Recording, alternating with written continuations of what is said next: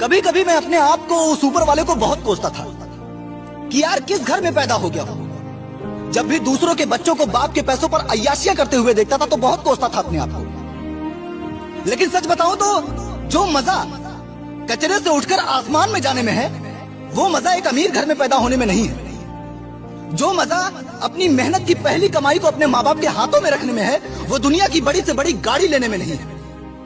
मैं अपने घर का एक ऐसा कमजोर पिलर था जिससे किसी को उम्मीद नहीं थी, न घर वालों को, न बाहर वालों को, न रिश्तेदारों को। आप मेरी फेलियर का अंदाजा इस बात से लगा सकते हो कि एक वक्त आने पर मुझे यह तक कहा गया कि ऐसा बेटा होने से बेहतर है कि मर जाए। लेकिन न मैंने तब हार मानी थी, न मैं आज हार मानूंगा। खो गई है जो इज्जत इन अपनों के बाजार में, चाहे मुझे जान क्यों न लगानी पड़े, मैं उसे ढूंढ कर लाऊंगा। और आज कचरे में हूं तो कचरे में ही सही, एक दिन इसी कचरे से आसमान तक जाऊं। ये कलयुग है साहब।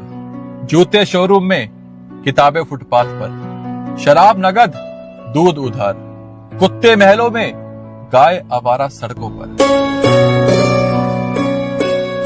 आम लोगों की हालत तो आम जैसी ही है। आम की हालत देखते हो, अगर हरी भरी टहनी है तो लोग टहनी तक तोड़ के पूजा पाठ में इस्तेमाल कर देते हैं। मंजर लग जाए उसको तोड़ के लोग यूज कर लेते हैं खाने पीने के लिए।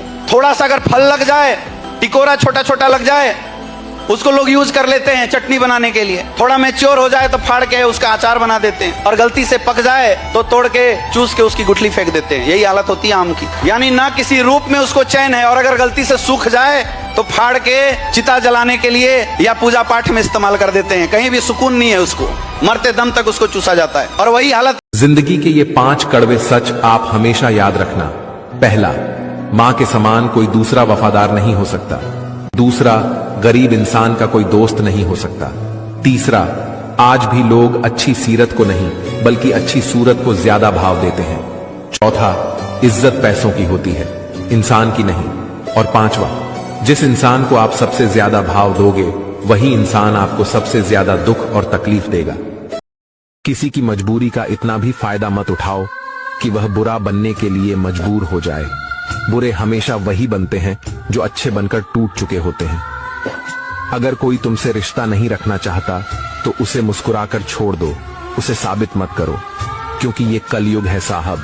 यहाँ झूठ को स्वीकारा जाता है और सच को किसी की इतनी भी कदर मत करो कि वो आपको मतलबी समझने लगे। दुख भोगने वाला आगे चलकर सुखी हो जाता है, लेकिन दुख देने वाला कभी खुशी नहीं हो सकता। झूठ भी कितना अजीब है, खुद बोलो तो अच्छा लगता है और दूसरा बोले तो गुस्सा आता है।